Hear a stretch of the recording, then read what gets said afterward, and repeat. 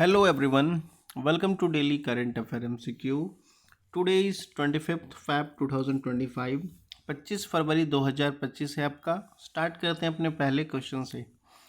देखो हमारा पहला क्वेश्चन कहता है the historic tea horse road connected to. जो एक टी हॉर्स रोड है वो किससे किससे कनेक्टेड है, इंडिया से और किस कंट्री से कनेक्टेड होता है वो आपको बताना है. ठीक है, तो हमारा पहला ऑप्शन कहता है इंडिया एंड सेंट्रल एशिया. दूसरा कहता है इंडिया एंड वेस्ट एशिया.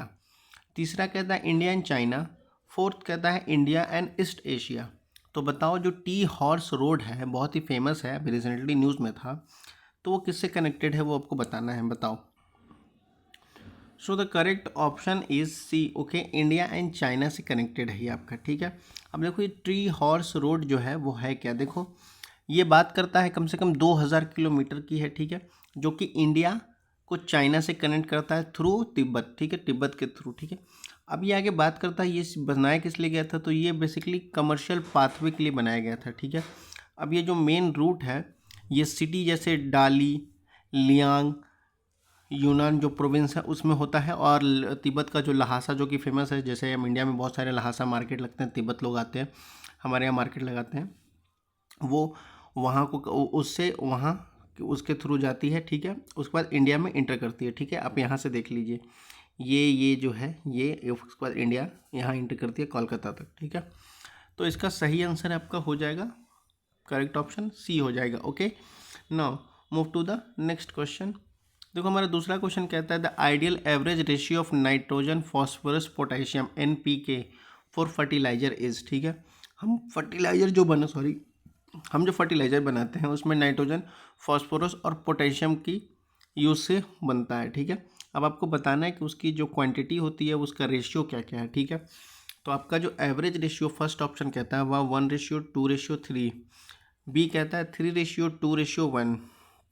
सी कहता है 4:2:1. डी कहता है 1:2:4. तो बताओ इसमें से कौन सा करेक्ट है.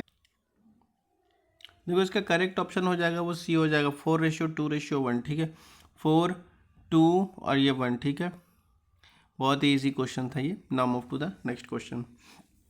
देखो हमारा थर्ड क्वेश्चन क्या कहता है the third schedule of the Indian constitution lay down oath and affirmation for which of the following. ठीक है, जो हमारा कॉन्स्टिट्यूशन में, इंडियन कॉन्स्टिट्यूशन में जो तीसरा शेड्यूल है, थर्ड शेड्यूल, वो आपको किस लिए है, वो उसमें क्या है.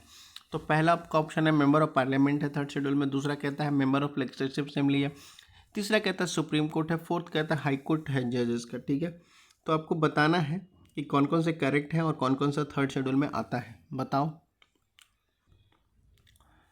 देखो हमारा करेक्ट ऑप्शन हो जाएगा वो डी हो जाएगा. ठीक है, सारे के सारे ये सब टोटल जो हैं ये आपके schedule third of the Indian constitution में आते हैं. ओके, अब इसको देखो बात करता है थोड़ा शेड्यूल थर्ड में कौन कौन से आते हैं. ठीक है, तो देखो यूनियन मिनिस्टर आपका आता है, candidate of election for the parliament. ठीक है, मेंबर ऑफ पार्लियामेंट भी आते हैं, सुप्रीम कोर्ट के जजेस भी आते हैं, CAG controller and auditor general भी आते हैं. ठीक है, मिनिस्टर ऑफ स्टेट भी आते हैं, और candidate for the election to the legislature of state वो भी आते हैं. ठीक है, member of the legislature of state वो भी आते हैं, जजेस ऑफ हाई कोर्ट वो भी आती है, सारे आते हैं उसमें. ठीक है, तो ये सारा क्या है आपका third schedule of the Indian constitution में आते हैं. ठीक है, जिसके रिगार्डिंग आपका सही ऑप्शन क्या हो जाएगा, डी हो जाएगा. Okay, now that's all for the today session. अगर कोई क्वेश्चन या कोई क्वेरी हो तो आप लोग कमेंट सेक्शन में पूछ सकते हैं.